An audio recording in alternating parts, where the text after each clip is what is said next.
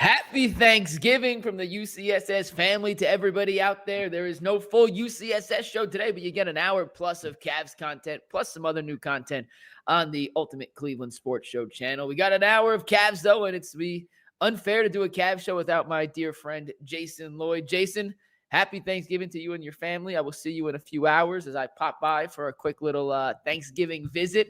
How you doing, my friend? And what's on the Lloyd family spread for today? I think it's the standard fare: turkey, stuffing, potatoes. So you will get treated to the old Italian traditional stuffing, which I can't stand, and then the more Americanized stovetop stuffing, which I actually really like. So yeah, I don't think it'll be anything crazy. We've done some exotic Christmas caterings that you've been around for. From world-class chefs.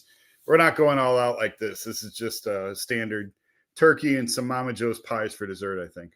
Well, I'll be there for some apps at some point. I appreciate you having us over. We got to talk a little Cavs here, Jason, and we're going to start with something that I'm not ready to say that the two people on UCSS that their last names start with L are taking an L on a topic. However, our Evan Mobley needs to be their best player, and this is the year he takes that massive jump. Is not off to a great start in 19 games. And earlier in the week, I did a whole post on how I think Evan split between two different roles. He was kind of the focal point and force-fed into the offense early. He's been taking a step back in the last 11 games. He just, to me, looks like he's lacking some confidence, and he's a guy that certainly needs confidence to be at his very best. Jason, before I dive into my diatribe on my frustrations with Evan Mobley early on in this 2025-2026 season, what have you made of the start to the year for the reigning DPOY and second-team All-NBA forward? Well, first of all, you know how much I hate being wrong about anything. So I'm going to make sure that the record is clear on this. Because this got misconstrued before on the show. You and I thought prior to last year, Evan had another gear to his game. We were pretty adamant about that, and we were shouted down. We were right. We were right. The point that I made after last season was if the Cavs are going to win a championship, Evan has to be the one that takes them there. He has to find yet another gear. I don't recall ever saying he has another gear to get to, but for the Cavs to win, he has to get one. Does that make sense? So he made the leap last year, and he turned into a terrific player. My whole stance since the end of last season has been, guys, you know where this goes with undersized guards. We have plenty of experience on this. If they're ever going to win a championship, it can't be with Donovan. It has to be with Evan. Now, if he doesn't have another gear, then he doesn't have another gear, and he's still a really good NBA player. And that's the disappointing thing. Like, I think the criticisms of Evan to this point are fair, but I also think that we need to look at it and go, hey, this is still a top 19-8 All-NBA defensive level player. That's a career year and an incredible get for most guys. The issue with Mobley is, Jason, I think he has so much more inside him to bring out and be even better. And you see it in flashes, but it's the inconsistency that's maddening. I don't know if it's confidence or if it's just a lack of aggression. I was going back and watching the Toronto game. And the way he got pushed off his spot and the way he got pushed around by Scotty Barnes, that can't happen. Like, Scotty Barnes cannot outmuscle Evan to rebounds. And I think there's two things to this. The idea that the one possession where they double Evan and they pick his pocket and Evan is sprawled out at midcourt, laying flat on his face, and the Raptors get an easy bucket at the other end. Okay, well, maybe that's what we're talking about here. You're trying to see what his ceiling is and if he is capable of doing other things. And these are things he hasn't shown before that you're trying to get to. That's one thing. But when you're getting pushed around underneath and you're getting outplayed at things that we know you are elite at, that's where I'm like, what is going on? And so that's maybe you're right. Maybe it's a confidence thing. I see it as just a lack of aggression and just being too passive at times. And you can't take 7 shots in a game ever. No. Unless you leave in the first quarter with a hamstring, you can't have 7 shots in a game. I think nae'qwan had outshot him. I think Tomlin had more shots. nae'qwan had 8, Proctor had 9, Lonzo had 15, Donovan had 20. He had the 6th most field goal attempts on the Cavs. This and can't happen. Darius, no DeAndre, and no Jared. It's Right. unacceptable. And Jason, of those 7, only 1 came in the fourth quarter. Yeah. And, I remember having the conversation last year during the playoffs about, hey, Ty Jerome can't be getting more shots than Evan. And just a couple of guys around the locker room like, yeah, I know. We got to fix this. We have to address this. Ty had that dog in him that I'm the best player on the court, whether you think so or not. And like Evan needs some of that Ty FU attitude that Ty had when he was here. And Evan just doesn't possess it. And again, we've seen him take such leaps over the last 18 months that I don't want to just crap all over him, because he's done a tremendous job of elevating his level to the game where you and I thought he could get to, and he got there. Is there another gear there? Maybe this is the Myles Garrett conversation that we had, right? Like, you just think that there's more in there, and maybe eventually he'll get to it. But for what Evan is giving them, if this is all he has, that's a really, really good NBA player. Is it a franchise pillar top 5 player in the game? No, it's not. So I don't know where you go from here. If they don't win it this year, I don't know. They're going to have to make changes to this if they don't win it this year, period. Like, they just, because of where they're at with the apron, I've come around on that. I've kind of done a 180. I thought they could run this back one more time. And I just don't think that's the case. They're going to have to make changes. So Evan, if this is what he is, that's a great player. I'm just not sure it's enough to win. If Dean Wade scores 18 and grabs 8 boards in a game, we're like, that's an incredible game for Dean Wade. Right. We want more from Evan Mobley because we think he's better. And these conversations, I know they come off as us ripping Evan, and we are, and he deserves it for how he's played for the first 19 games. You don't rip players so you don't expect more from. Yeah. The reason we want more from Evan is because we've seen at times Evan do things that he doesn't do consistently, that he hasn't been doing consistently this year. It just feels like a missed opportunity, because with Darius missing as much time as he has being in and out of the lineup, this is the moment for Evan to grab hold of this. And they've tried to force feed it. It just hasn't worked. I've been of the stance, keep doing it. You have no other choice if you want to win a championship. That's what I want to get to, Jason. I don't know what the right answer to the next part I'm going to say is. I do not know what the right answer is. But right now, the flip-flopping and the back and forth between, Evan, you can be the focal point. We're taking that away from you, Evan. We want to put you in places that you're more efficient.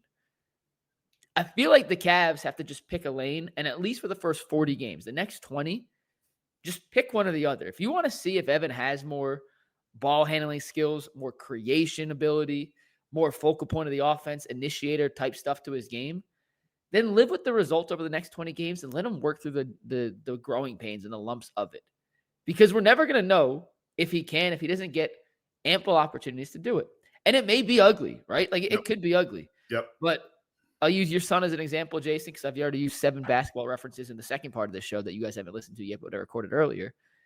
When you learn a new pass rush move, you know how you get better at doing it?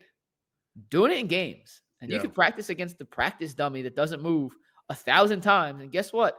You go against the real offensive lineman, you're going to find out if it works or it doesn't work. And then you can tweak it on the fly as you continue to get those live game reps with it. There's only so much you can do in practice that allows you to actually replicate game speed, game situations, guys helping, the craziness of an NBA game, the speed of an NBA game, while also reading the defense and figuring out what's the best play to make.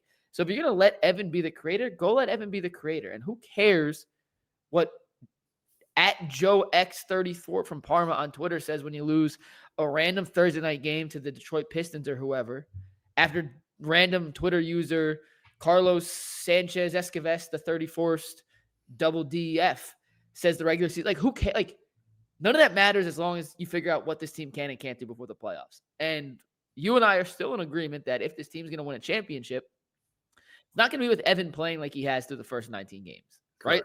Correct. The current status of Evan Mobley is not good enough for the Cavs to win a championship. Darius Garland is old or not. They need Evan to be better. And they need to be more efficient. His 18-9 this year, Jason's coming on lower efficiency, and he can't make free throws. If he was making his free throws right now, he'd be a 21-point-per-game scorer. If he shot just what he shot last year, he'd be a 21-point-per-game scorer. This maybe feel like a whole different conversation.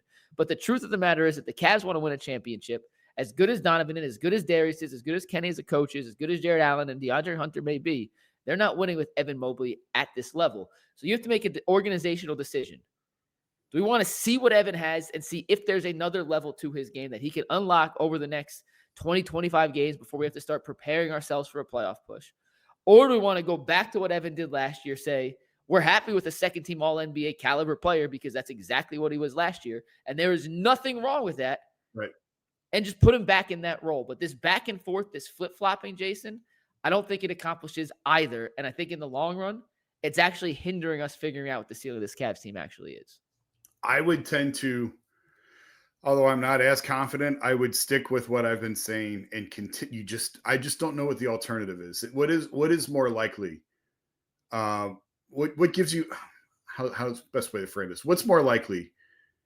Evan can figure this out and can lead this team deeper than the second round, or you go back to the way that you played last year and you're counting on the health of Darius and Donovan not to break down at the most crucial point of the season, which they both have done in the past. Like you're just it's the definition of insanity to go back the other way and just say, okay, well, we're just going to go do what gave us success last year because it got you regular season success.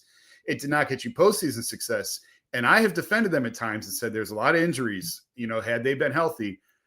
But this is part of their history. This is part of who they are. The injuries are part of who they are, particularly with Darius. Donovan has had calves the last 2 years of the postseason because of the heavy load that he has to carry. So you're trying to do the same thing and expecting a different outcome. I'm not sure. I would rather ride this out for at least another 20 games. Yeah. And see. I don't see what the downside is. If you lose 7 more games than you would have otherwise, so what? Who cares? It doesn't matter. And yeah, I mean, we're going to go on and we're going to holler about this doesn't look the same as last year, which I think is a good thing, actually. And people and Bull and Garrett and Jay are going to yell that Evan sucks and Evan isn't this and Evan isn't that and you guys are wrong. And maybe, but I've seen the alternative time and again. So I would like to forge ahead with this. And if we get to mid-January and this looks the same, then maybe we can have the conversation of, okay, well, we're going to have to play the insanity game, go back to the way it was, and hope that it just leads to a different outcome. Hopefully these guys can stay healthy for a 2-month stretch when you need them the most. And maybe you can get a different result. I actually think there's more risk in that. No, it's insane. We can't spend all summer saying the regular season doesn't matter, Jason, and then get upset after a few regular season losses. I totally agree. And you're going to have to go through some bumps and some lumps. And I just think, to your point, the alternative of just going back to status quo. I mean, yeah, the East stinks, so maybe you could catch a break. And maybe it was the Cavs year last year, and injuries were the whole reason they got derailed. But I just, Darius already got hurt in a non-contact injury on that injured toe. Donovan's playing out of his freaking mind to start the season. Is that sustainable? The last 2 playoff runs, he suffered. I know his usage rate is lower. He's getting to the rim less in an attempt to preserve it. I get all the stuff. It sounds great on paper, Jason, but in reality, when the Cavs need to score late in these games, it's Donovan going balls to the wall, and those are the pressure minutes. Yeah, I'm just not giving up that Evan can't do some of the stuff that I think he wants to do. I don't think he'll ever be Kevin Durant. Let's be clear. He's not going to be Durant, but I do think he has more creation than he's shown. His handle isn't good enough to be the focal point every possession. But go back and look at, and I should have had this prepared, and I don't, but I'll put it in the description. Brett Usher, who does these highlight mashups, last year when Mobley was named second team All-NBA, put together a mashup of Evan scoring off the dribble. He has it in him. It's there. We've seen it in spurts. Yeah. He doesn't have to do it every possession. But the more he does it now and the better he gets at it now and at least learning he can. And you know what? I guess I'll end with this, Jason. Let's say they gave him 20 more games, right? I said, Evan, we're going to run the offense through you regardless who's there. And it's a disaster. And he just shows us he can't do it. Then guess what? In the playoffs, I'm not going to be screaming saying, hey, your offense needs to run through Evan because the two guards at least we'll know, right? And just like with Dylan Gabriel, 6 games wasn't enough to make a full determination, even though I think it really was. But that's besides the point. Like 6 games of Evan Mobley being the focal point of the offense isn't enough. I saw this breakdown, Jason. It's going to cover the screen, so you have to look closely here. Okay. On the left is the first 7 games. On the right is the next 11 games. It's the difference in Mobley's per game involvement percentage. It was 40% in the first 7, down to 31.5. His on-ball percentage, 21 to 16. His points are down. His assists are down. His potential assists are down. His rebounds are down. His turnovers down. His true shooting is up because he's shooting less creation. His usage rate down from 24 to 21%. His assist rate down from 18 to 16. Basically, everything's gone down since they took that creation away from him, right? That's fine. But, 7 games just isn't enough of a sample size. And let's see what it looks like with Darius on the court. 2 things I want to mention. The spacing for the Cavs without Darius, without Strus, without Merrill, and Merrill's missed a bunch of games, has been absolute dog poop. Yeah. You know what's hard for a guy who's not a great ball handler to do? Beat extra guys when the spacing is worse. So I think the spacing will help Evan give him more space. But this is the thing that frustrates me the most, Jason. When Evan's offense isn't working, we're seeing lapses this year in his rebounding and his defense. And the 7 shot attempts against Toronto, I can't live with that. I also can't live with 5 rebounds in 30-plus minutes. He is too big, too skilled, too talented, too coordinated, too athletic to have 5 rebounds. And there were games earlier in the season where I thought he was taking some weird angles to protect the rim. And I just thought last year, even though he's not Wemby, his basketball geometry was damn near flawless. He had a PhD in angles and how to just distract the shooter even when he wasn't in the best position. I feel like he's just taking some bad angles this year. And I've played enough basketball and I've been in enough shooting slumps to know when my shot's not falling, my defense fall. I don't rebound. Like I literally told my college coach, my scholarship does not include rebounding. If you want me to rebound, you got to pay me more. Like that wasn't part of my game. But my defense would slack when I wasn't making shots because it's demoralizing. You want to make shots. Yeah. Evan's way too good of a defender and way too impactful. And the Cavs need his rebounding way too much to allow that part of his game to slump off when his shot's not falling. I think to me that's more frustrating than any of his offensive woes thus far. Yeah, I can't argue with that. I don't know. You mentioned KD. Nobody's asking him to be prime KD. Nobody's asking him to be prime LeBron or prime Giannis. The Cavs have such a good supporting cast around him.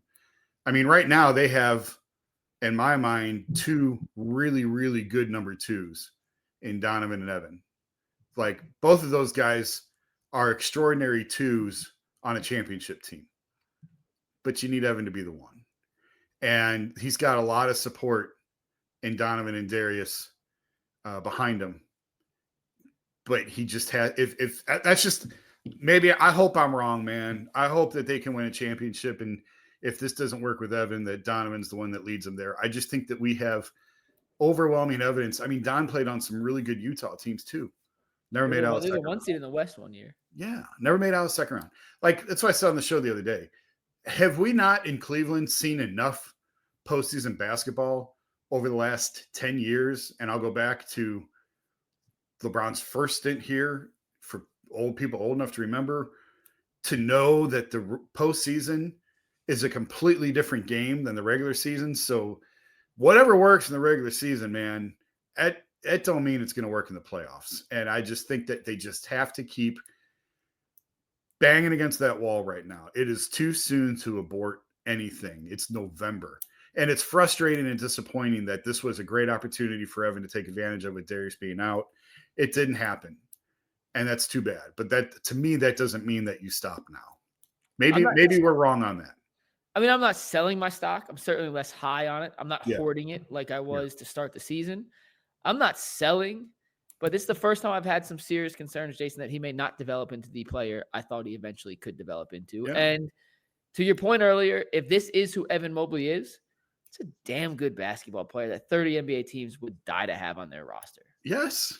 Yes. Every team would take him. Every single team in the league would want Evan Mobley on their team, except maybe Oklahoma City. And even they would take him. They were hot after him.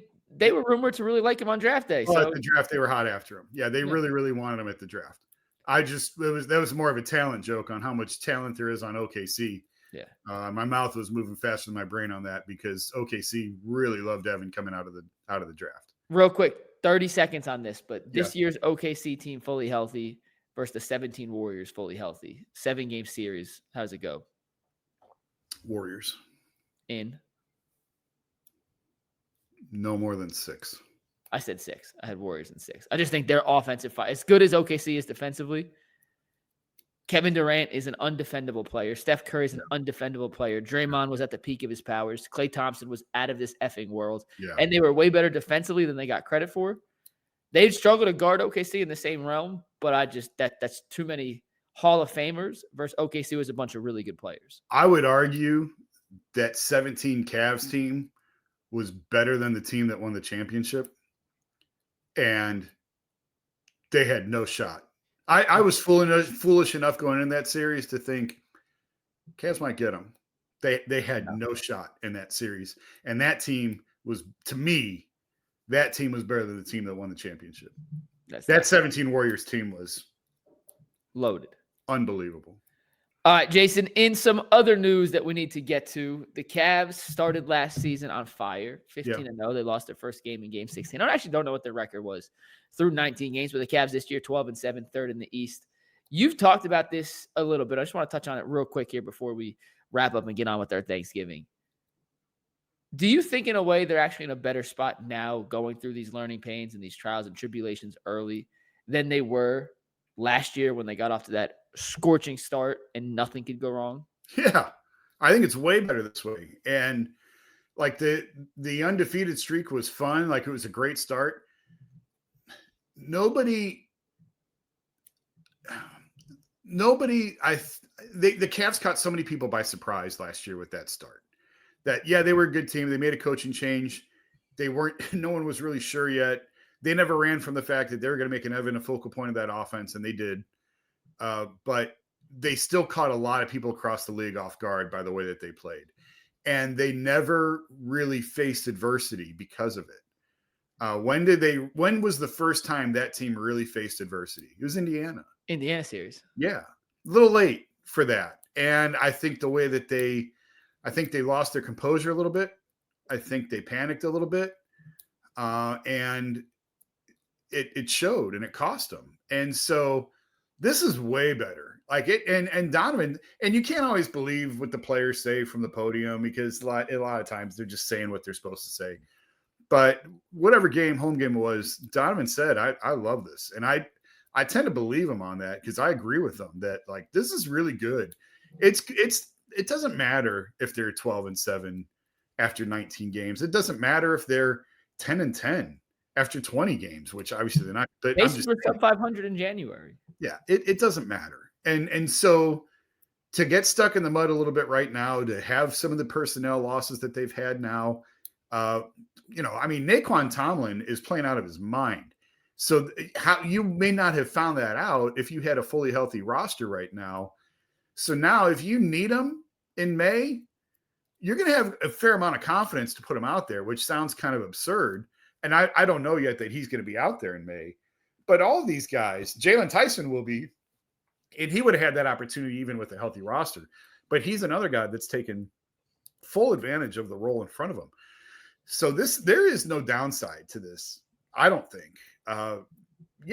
Get frustrated, lose some games. That's okay. And I remember we've talked about this before when Donovan first came here, and I said, would you ever just punt on a game just to teach a lesson? Because that was the old LeBron trick. And Donovan was like, no, I have to win every game I play. I'll take every shot and make every shot if I have to win every game. And I've seen that mindset evolve and change in him in the years that he's been here to where he doesn't think that way anymore. And, how many times have I said on UCSS, the regular season is about building habits and figuring out what works and what doesn't work when you get to the postseason, playing left, all these things. So I'm not at all concerned about this team right now. I love the fact that they're kind of in the mud, and I think it's only a good thing. You obviously want to win. Like, it's a lot more fun. 15-0 is a lot of fun, Jason. Like, go back. Remember the city and the excitement. Bowl was like watching games for once, and he knew what he was talking about because there was nothing bad to say. It was a lot of fun. And, like, I do miss that. But the truth is, when everything's going right and everyone's making shots and everything just going in your favor, like you don't really learn a lot about yourself. No. I think what you said about not facing adversity early is spot on. And yeah, you'd rather be 15-0 than 12-7 or whatever they were after 15 games. But you'd rather be 15-0 with 15 fourth quarter comebacks and like the growing pains to win.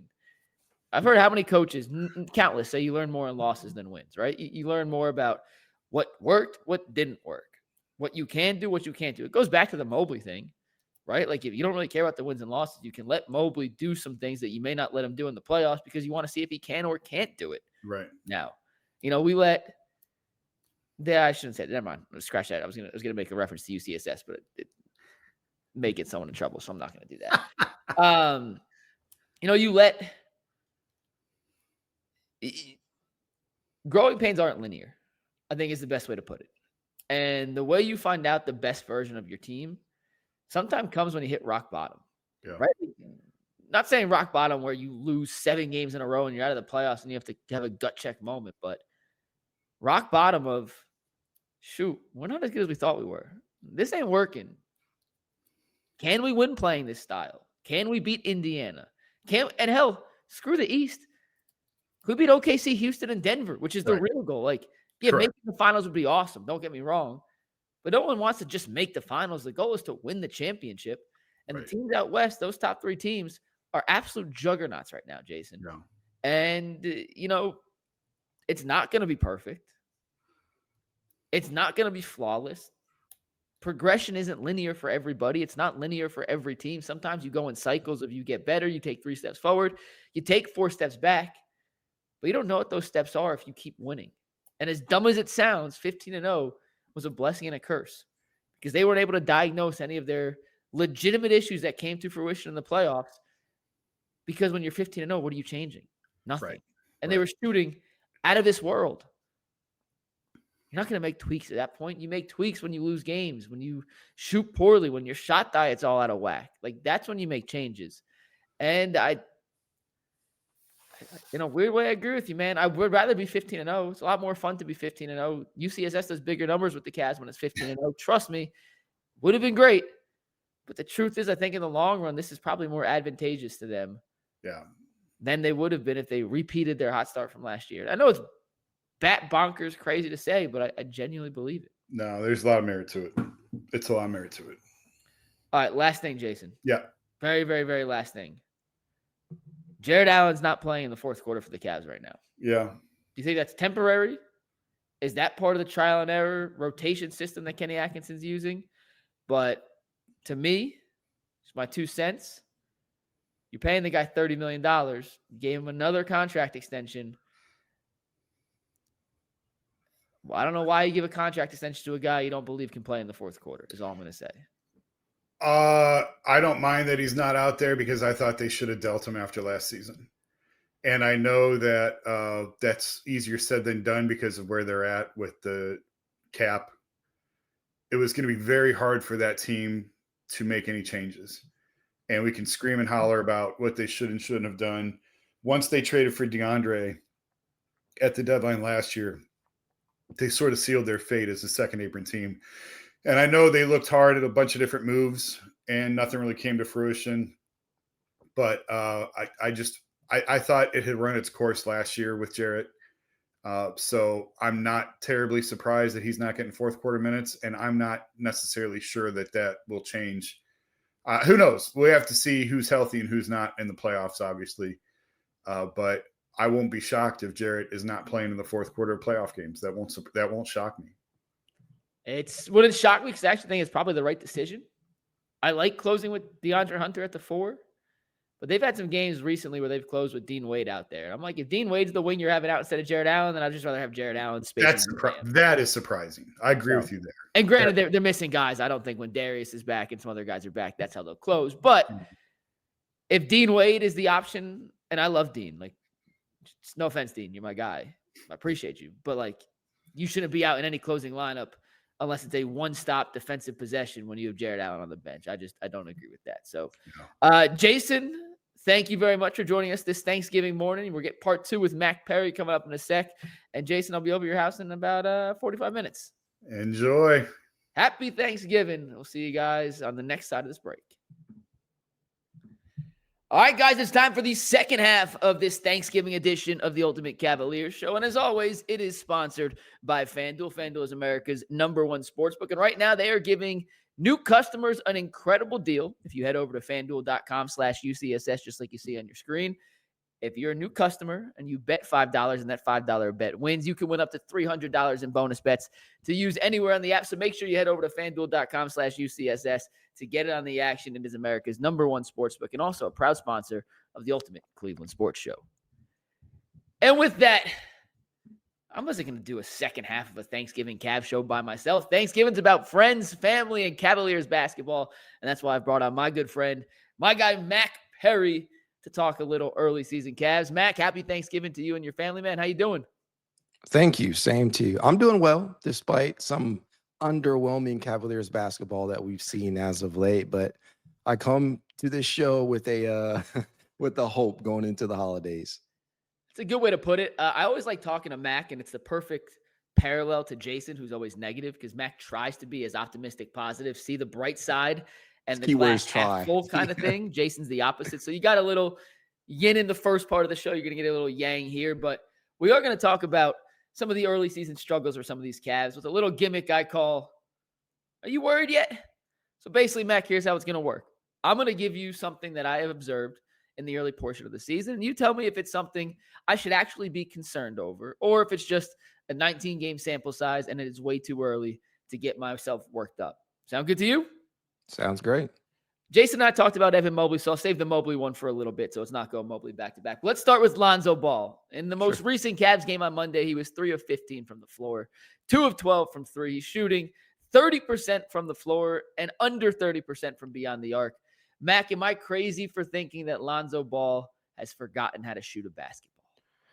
No. And listen, anybody who's interacted with me on social media knows that I tried to have a positive outlook on Lonzo Ball, especially after this acquisition. From a theoretical standpoint, Lonzo brings a lot to the table in terms of the two-way play, but the shot making has always been something that has fascinated me with Lonzo because he's never truly been an efficient shooter in terms of overall from the field. Where he has saved himself has been the catch and shoot. Now, he is capable, fully capable of the pull-up jumper, and probably to a lot of people's surprise, Lonzo Ball's actually been more efficient this year on pull-up triples than he has on catch and shoot. He's actually 10 of 25. That's 40% on pull-up triples this year. But I think the most damning part about watching him go out there and play sometimes is the shots come out of rhythm.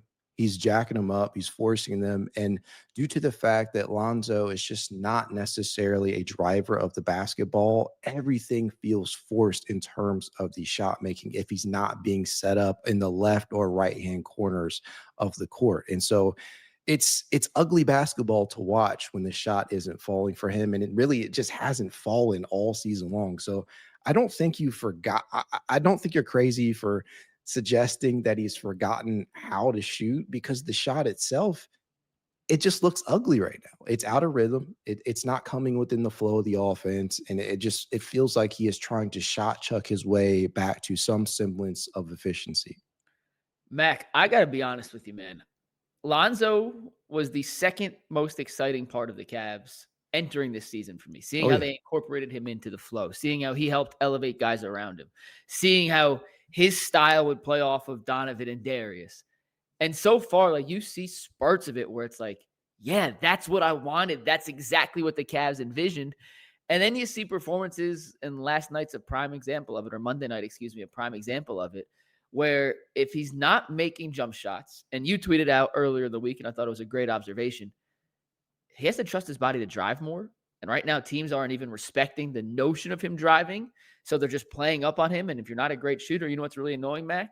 Having a guy up in your grill and not allowing you to get that extra space needed to put off that jump shot. He's also not a heavy pick and roll player. So right now he's kind of in like isolation land. And the defender knows you don't really want to drive. You're not trying to get past me. You're trying to go lateral, east to west, not north to south, towards the basket.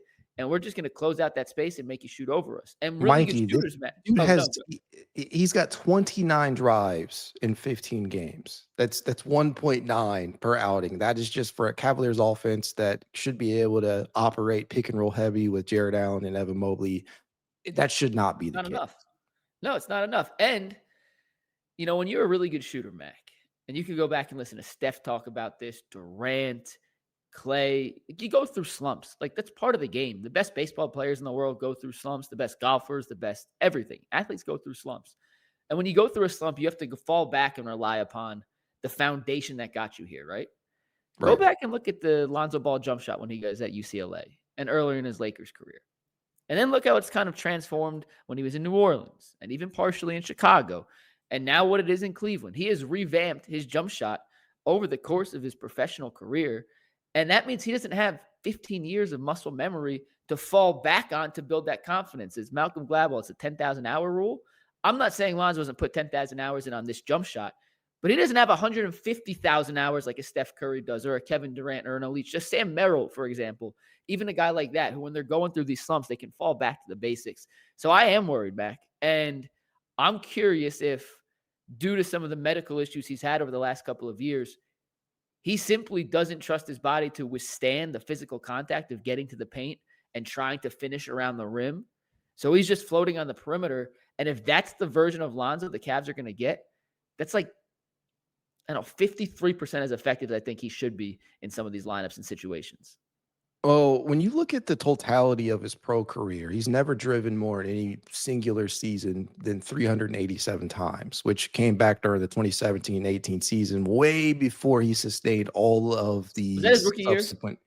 Yeah. Like I believe that was his rookie year, way before he sustained all of the surgeries and rehabs that he's had to go through. And I think there is a mental aspect to this of, hey, we're early on in the season. Possibly, I don't want to risk sabotaging my whatever career that I have left at this point, whatever health that I have left at this point, by potentially jeopardizing it on a drive during a regular season game. But I don't think you can operate that way. I think that there has been space allotted to Lonzo in specific possessions in games where the defense could potentially be hurt by the dribble penetration, especially when the Cavaliers need it the most. You don't have Darius Garland, where last night in particular, you didn't have Darius, you didn't have DeAndre, you didn't have Craig, all these guys that are capable of putting the ball on the floor and generating those rim pressures. And without Lonzo doing that, his utility on offense,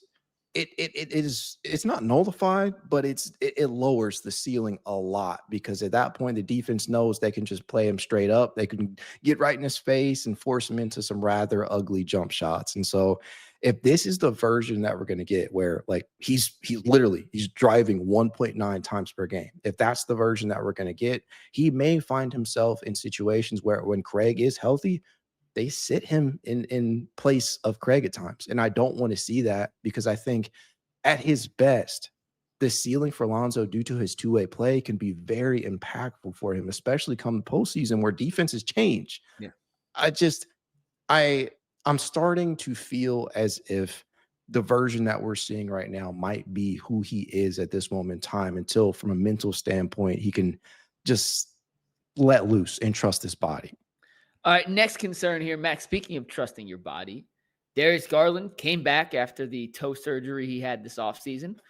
Played 3 games, got hurt in the third against Miami, went out, sat out a few games. He played 2 games to end last week, sat out on Monday against the Toronto Raptors.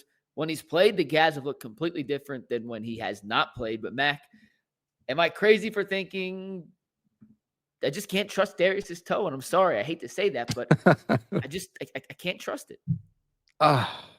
This is such a delicate thing, because part of me wants to say, yeah, he'll find a way to become impactful due to his playmaking, especially in the operation of the pick and roll, which, he's still driving 12.6 times per game when he's out there. He hasn't been efficient when he's attempting shots out of the pick and roll, but he has made a very, very high effort to get Jared Allen, to get Evan Mobley and some of the other bigs, really just everybody out there that he's operating out there with, involved from an offensive standpoint. But he clearly, like, trying to put weight down on that other foot that is injured. It feels as if this is going to be a lingering issue all season long, similar to what we're hearing about Max Strus, right? Where this could be something that's bothersome into the latter stretches of the season. I don't know if Darius is going to completely be healed even come April and May. And at that point, even from a physical standpoint, you transition to the mental of it all. Is Darius going to be able to lock in and truly trust his body, like you mentioned? I don't think it's crazy to think that this is going to take some time too. So while the impact out there, the net rating and just the overall aesthetics of it all looks a lot better when Darius is on the floor because the defense has to actually account for him with the ball in his hands. I don't think it's crazy to be concerned about the season, at least this year, for Darius to return to some semblance of, I don't know, 75, 80, 90% of himself. Yeah, I'm not worried about the shots. His efficiency hasn't been good in this couple of games he's played, but whatever. He's working his way back, missed most of training camp, like hasn't really been in an NBA speed of a game yet. So that'll come back. Darius is so skilled. When he's on the court with this team, Mac, they look like the Cavs from last year. Like they look good. They look fun. He's getting to the paint. He's getting people involved. If you watch just the like quick 10-minute cut up that YouTube posts from the game against the Pacers, it's like, oh yeah, Darius is awesome at this. He's getting to the paint. He's using pick and rolls. His little hesitation to the lob, to the alley-oop dunk. He had one to, I forget, Mobley or Allen or whatever it was. He's getting to the paint, kicking to the corners. The ball's moving. Other guys are attacking rotations. They're getting their closeouts again. The drives go back up. Their passes go back up. The touches for the bigs go back up. Everyone kind of falls into the place they're supposed to be when Kenny Atkinson and Kobe Altman sat down and envisioned how this roster fits together. And then when he doesn't play, it doesn't look like that. I saw my guy Luca over at realcavsfans.com. He tweeted out this stat. This was prior to Sunday's game, so it maybe changed a tiny bit. But the Cavs' three-point rate in games Darius hasn't played up until that point was 61.5%. And when Darius plays, it's like 43.5%. It's almost a 20-point difference when Darius is in the lineup versus when he's not in the lineup. And the Cavs at 43.5% three-point rate is a very dangerous offense. The Cavs at 60+%, I don't think it scares a lot of teams, especially when the guys like Sam and Darius and Strus aren't playing because they're not a particularly great three-point shooting team to be shooting that many threes. I am concerned because it's a toe. Toes are ficky. Look at Brock Purdy at the NFL. He's almost has the exact same injury Darius has, by the way. And he was supposed to come back for 3 weeks. They kept pushing it off and off and off. He came back. He looked good last week. He looked horrific on Monday night against Carolina. It's a toe. Like the bone in Darius' toe that broke is like yay big, Mac. Like seriously, it's like yay big. There's no cast for that. There's nothing you could really do. I mean, Max, the bone in his foot that he broke is like yay big too, which is why you have to wait for it to fully heal because it's so fragile. I know I asked the question, am I crazy? I actually think it's crazy for anyone to say they do have confidence that Darius can stay healthy just because he got re-injured after taking 5 months off on a non-contact play. So it wasn't even like he got stepped on, jammed it. It's a non-contact play. That's the shitty part about having a minor toe injury is it can happen on any given play, Max. So, I love when Darius plays. I think he's actually the most important player on the team in a weird way. If you didn't already enter this season understanding that or believing that, then I think this season, the start to the season, has reinforced that idea. I know that he hasn't been out there that long and the sample size is short, but in the 106 minutes that he's been out there, the team has an offensive rating of 130.7 juxtaposed to 118 when he's off of it. Yeah. Say that again, Mac. I'll cut you off. But that 130 is number one in basketball. 118, let me tell you, is not. Say that again. Yeah, I mean, when Darius is out there, when he's been out there 106 minutes. The offensive rating during those lineups is 130.7, which is it's astounding because the net rating plus 20.4 when Darius is on the court, juxtaposed to plus 5.8 when he is off of it. His impact is just immeasurable. It feels like at times. You can tell, like from a film standpoint, even if you don't look at the advanced analytics of it all, you can tell how he orchestrates this offense matters. And I think it just really points to the fact that point guard play in a league that has devalued the position a lot lately, point guard play still matters. Mm-hmm.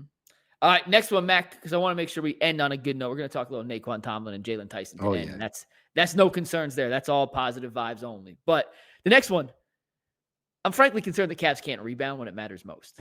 And there are certain matchups, and Zubac last week was the perfect example of guys that just are terrible matchups, and I don't know if they have a fix to it, frankly. I think that when you look at the roster that the Cavaliers have constructed, they don't have many guys that want, at least that's how it appears. They don't have many guys that want to be active on the glass. They have guys who can, right? I'm a big believer that Jared Allen and Evan Mobley can rebound, but they got to be locked in.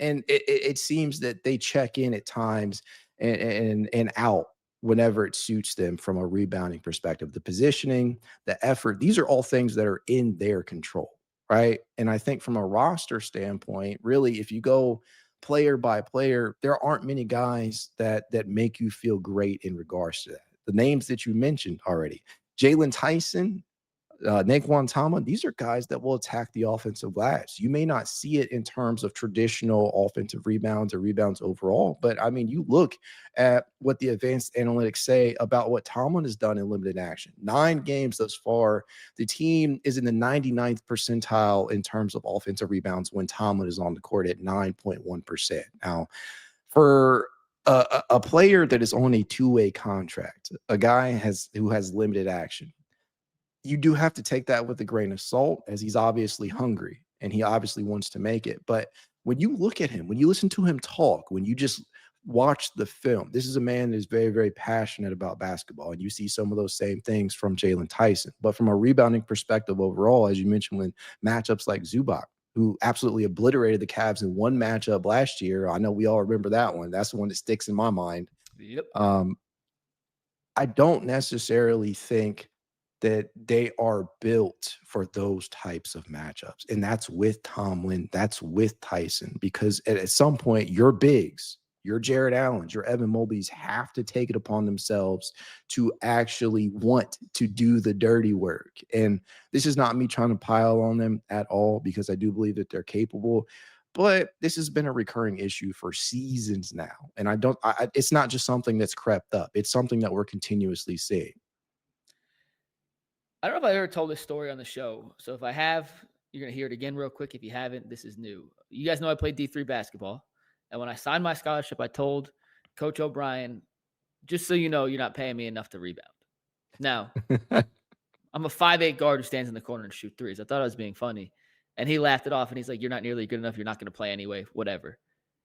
The reason I hate rebounding, Mac, is rebounding sucks.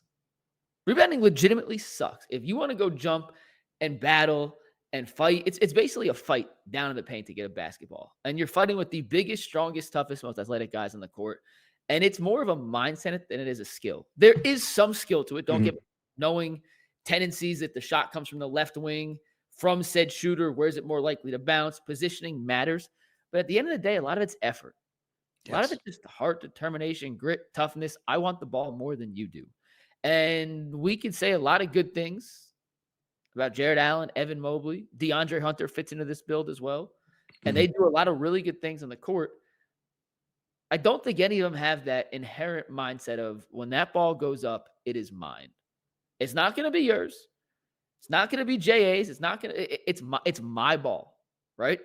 And a guy like Zubac has that. And that's why there's guys who are undersized. Kenneth Faried comes to mind as a perfect example, who are great rebounders despite the fact they're 6'7". I know Faried was listed at 6'9". Trust me, he was not 6'9", and are good athletes, but like they kind of just want it more. And rebounding, it sounds simple, and we could get into the X's and O's if you really want to, but a lot of it just comes down to effort and the want to and the determination that this ball goes up, it's going to be mine.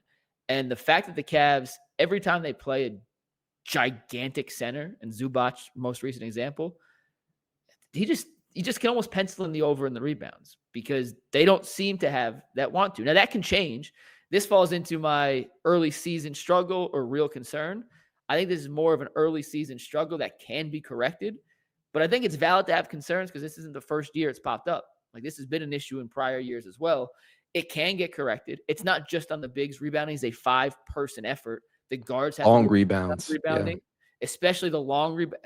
Mac, how many times, and this drives a coach crazy, do you see the other team shoot a 3 and 5 Cavs kind of just doing, and then they get the offensive rebound and get an easy putback? You watched it last night. Yeah, it happens way too frequently.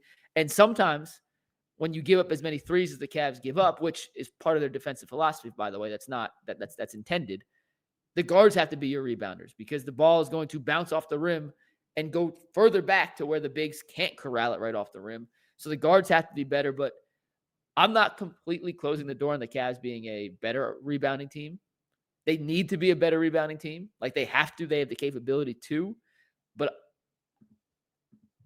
this isn't the first year we're having this discussion. And when it's the same discussion over and over again, at some point you got to be like, there's probably some validity to it, man. Listen, they were 6th in the NBA last year in rebounds, right? And we know that they're capable. And this is largely the same roster of guys that are doing it. There's a couple of pieces that are different, right? But theoretically, you added Lonzo Ball, who's actually a really good rebounder at his position. Larry Nance Jr. is not a terrible rebounder, but that's a whole nother conversation for another day. Something.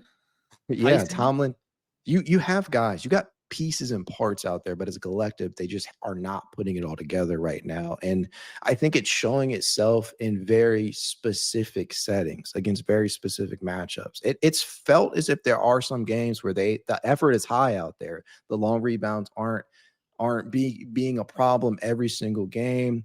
The positioning inside from Jared Allen and Evan Mobley, it's not, and the effort from them, the biggest part, it's not as ugly as it is in other games, but as a collective and complete performances, we're not seeing that the same way that we did last year. And I don't know if it's because like they're at a place right now where they're just going through the slog, going through the motions and trying to get to the postseason, which is a very dangerous mentality to have as a basketball team. But something's got to give. I don't think it's impossible to correct a lot of these issues, but I think it does simply boil down to actually wanting to do it. And I'm not sure any of them outside of some of the names that we have mentioned want to right now. Yeah, it's fair. It's also worth pointing out that in the 2 big lineups, they've been a much better rebounding team than in the 1 big line. They're getting absolutely destroyed when either Mobley or Allen's on the bench. That's got to be corrected. Yeah. Mac, last one before we pivot over to some nae'qwan Tomlin, Jalen Tyson stuff. I spent the first half hour of the show talking with Jason about Evan Mobley, so I'm just going to let you go. The floor is yours. You're taking the glasses off, so everyone get. I'll take my glasses off too in solidarity. No glasses for this Evan Mobley chat here, Mac, but the floor is yours on Evan. Early season struggles or legitimate concerns moving forward? I lean more early season struggles, but I would be lying to you if I told you that I wasn't disappointed in what I've seen so far. And I think that what we do is we like to compartmentalize a lot of this down to, as something I mentioned earlier, point guard play, not having Darius Garland available to set you up and get you into your spots. That's really, if you look at the advanced analytics for Evan Mobley in terms of the shot frequency and where shots are coming from, that kind of paints a picture. If you look at the profile of where the possessions are beginning for Evan, juxtaposed where they were last year and in games where Evan or Darius has appeared in. And while that is technically true, I think Darius really has a big part to play in getting Evan set up.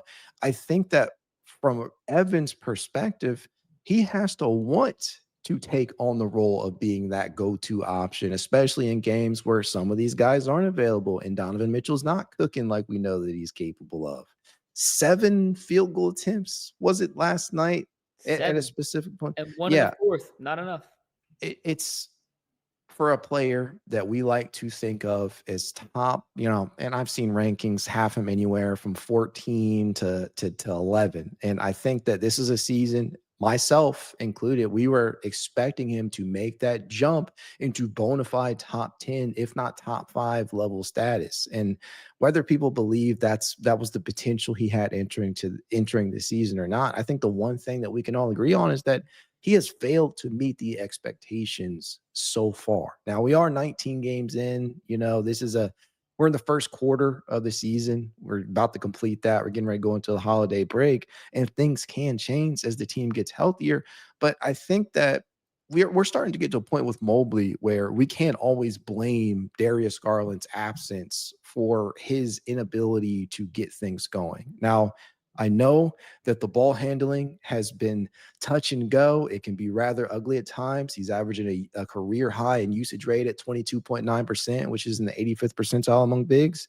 And the drives, he's averaging 2.2 more than he did last year. And I do like when he's aggressive and getting inside, but I'm starting to get to a point, Mikey, where I want Evan to play like a big man. Just, get into the interior and have that mindset of wanting to take on the challenge of attacking and antagonizing defenses on the interior. And I just don't know how you do that, because part of me is like, okay, is this a coaching issue? Are they not scheming up enough actions to get Evan Mobley involved when you don't have dribble penetration and you don't have the DHO or pick and roll going?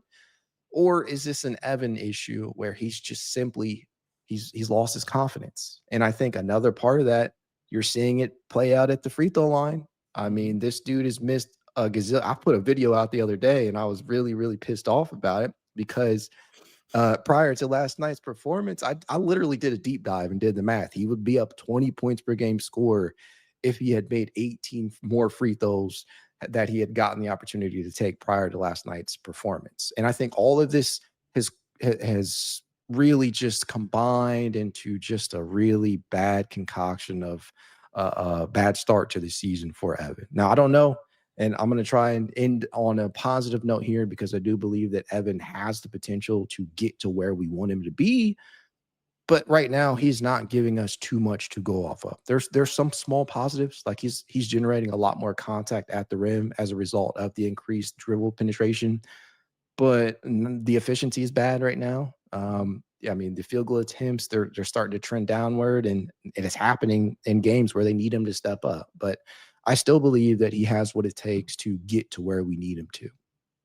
I already did most of my Mobley stuff, so I'll just leave you with this, Mac.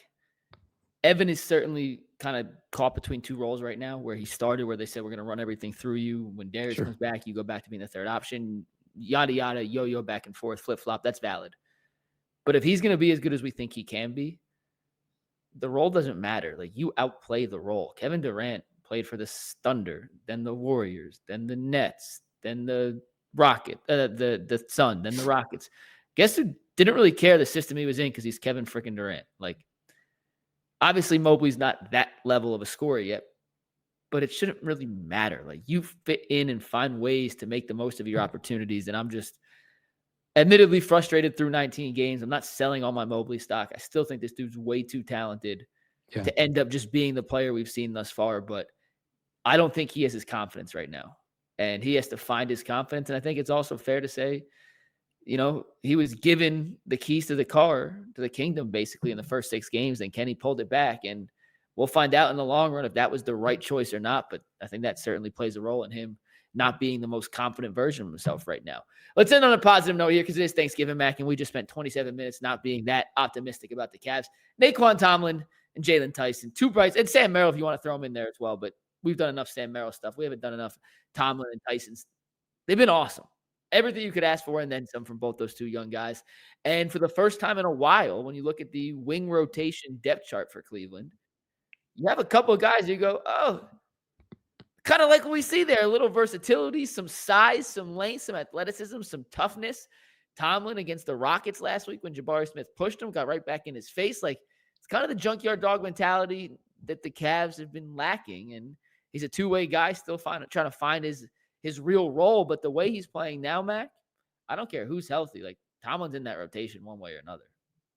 I think that he has a lot of potential despite being raw. Obviously, you can tell how raw he is from an offensive standpoint. And even on defense from a positioning, you know, the fouling has been an issue for both Tomlin and Tyson, more so Tyson this year. But I think that will come in time as they mature as players. But from a pure energy standpoint, passion and just hustle and heart out there, this is exactly what this team needs. They need a fire under them. They need more guys out there that look like dogs, right? I watched Tomlin play at times, and I'm reminded of how I used to feel when Lamar Stevens at times used to enter games and just gave the Cavaliers, if nothing else, an energy spark. Say what you will about Lamar and guys of that ilk, but they were pure energy at points. And Tomlin kind of exemplifies that. And he's shown potential 3-and-D potential out there. And I think from an efficiency standpoint, that 3-point shot, we've seen him at the G League level. He is not afraid to let it fly. He let it fly in last night's game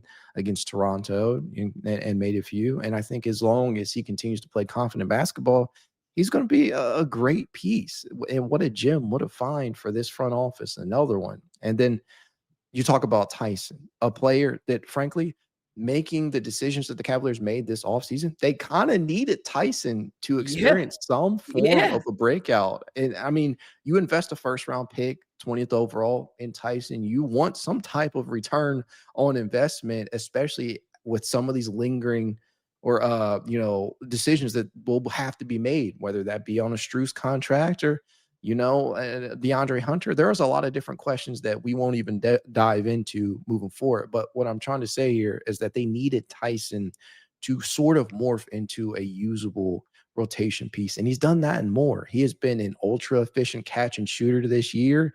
He is attacking the glass like we knew that he was capable of.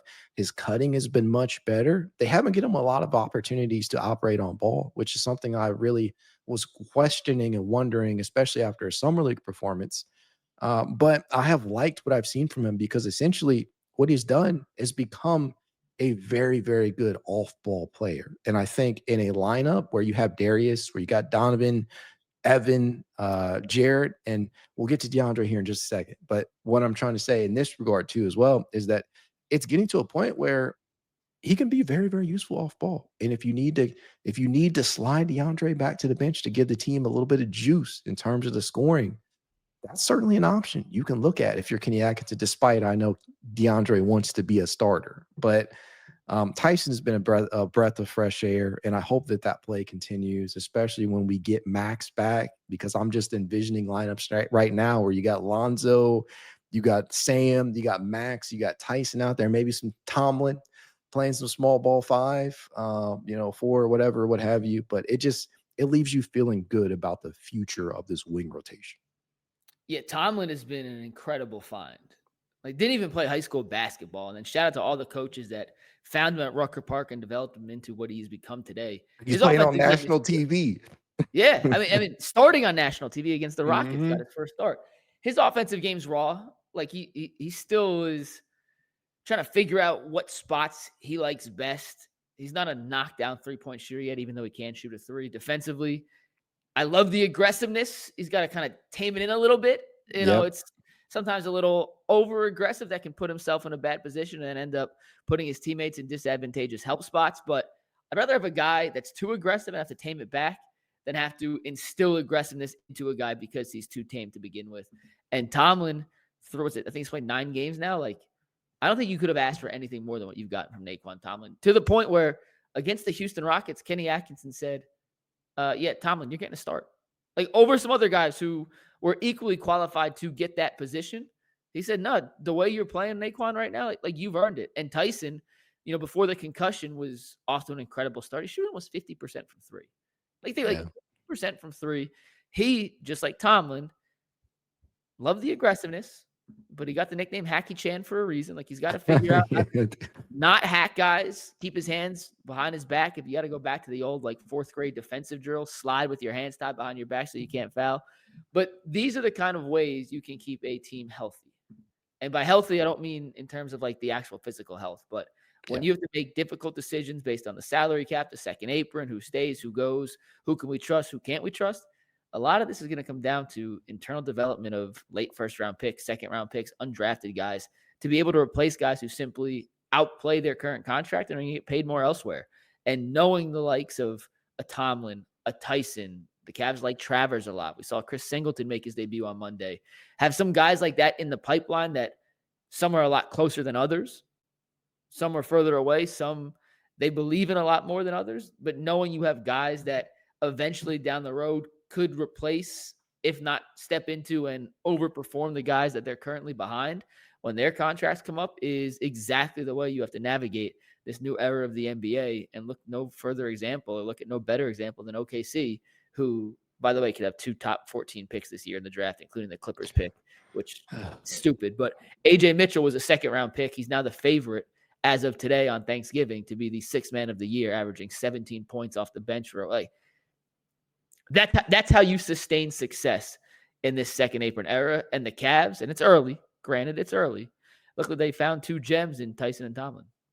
Yeah, I mean, Livingston making his debut for the Cavaliers, I liked what he was able to do out there, putting a little bit of pressure on the rim, allowing him to get to the rim and finishing through contact out there. That was nice to see. But the wing rotation in particular, and I understand that these guys, at least in the case of Tomlin and Livingston, are on 2 ways, and they will have to make a determination on whether or not they're going to convert. I would assume Tomlin and close to his eligibility running out. Let me break the news right now. Tomlin's being converted.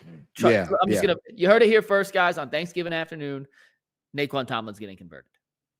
I would assume nothing less, as they've rewarded guys over the years for their hard work and determination. And Tomlin fits that description to a T. I'm very, very excited about the future. And, prior to this season, I don't think we really knew what we had in some of the younger pieces. We were hoping that somebody would take a leap. We were expecting that somebody would take a leap, but I didn't think we'd get this many guys that were primed for a breakout, whether it be Sam Merrill or Jalen Tyson or nae'qwan Tomlin or Craig Porter Jr. even.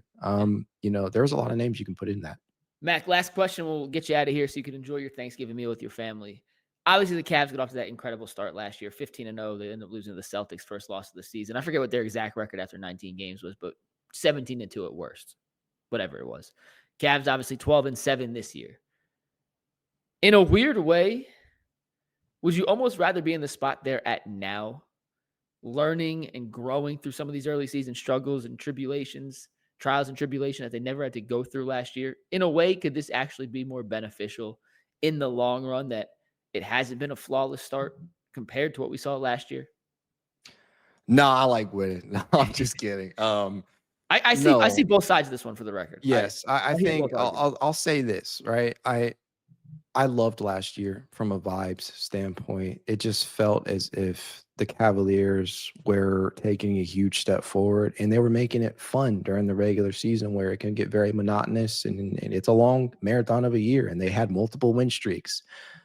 But unfortunately, it all came crashing down due to injuries and a lack of mental fortitude at times in that Indiana series. And this year, I think that the struggles that they are going through will ultimately be a good thing come the end of the season, at least from an on-court perspective. The injuries, that's not pretty. That's not ever pretty, especially for a team that, they were down 7 rotational players last night. And some of that, whether that be DeAndre Hunter, some of that may have been by choice, but still, they've dealt with a lot of injury this year. I could do without that. But the struggles in trying to incorporate some of these new pieces and getting Mobley comfortable with being no worse than the second option, that type of stuff, I'm okay going through that right now, because I think that is ultimately going to help you come the playoffs when you're not going to have this huge runway and opportunity of games to figure it out on the fly. You need guys to feel comfortable and confident in the roles they're in. And if that takes this team going through some struggles right now, I'm okay with that. I've shared this mindset with a lot of people, and I'm going to share it with you too, right? Finish with a top 4 seed, get relatively healthy. Yep. That's all I care about as of right now on the season as a whole. There were a lot of people all summer, Mac, that said the regular season was meaningless for Cleveland. All that mattered was the playoffs, and those same people are very upset now that the Cavs happen to be 12-7 without Darius Garland for the majority of the year, without Max Strus to start the season. They're playing a lot of young guys. They're intentionally resting a lot of young guys. And I just want to remind all those people, the Indiana Pacers were sub 500 in January. And then they got their pieces back. They got healthy. They went on a hell of a run all the way up to Game 7 of the NBA Finals. I'm not saying that's Cleveland's destiny. All I'm saying is making a judgment on a team who has been without their star point guard for most of the year on Thanksgiving before the calendar flips to 2026 is premature, and it's doing a disservice to the full potential of this team. Can they win it all? We want to peak at the right time. That's what it is. Yeah. We want to peak at the right time. So can they win it all? We'll find out in April, May, and June. But how they're playing right now really is absolutely no indication of how they're going to play when the playoffs roll around. This team that you're watching tomorrow night when they're back in action could look completely night and day to the team we see when the playoffs come. And that includes fixing up some of those concerns Mac and I talked about earlier in the show and the things Jason and I talked about to start the show. But Mac, I appreciate you spending 40 minutes with us on this Thanksgiving morning. Enjoy it with you and your family. For everyone who tuned in to this special Ultimate Cavs edition on Thanksgiving Day 2025, we appreciate you. We want to wish you a happy holiday, a happy Thanksgiving, and hopefully some full bellies to watch some football with tonight. For Mac Perry, for Jason Lloyd, I'm Mikey McNuggets. We will see you guys tomorrow on a regularly scheduled edition of the Ultimate Cleveland Sports Show. Peace.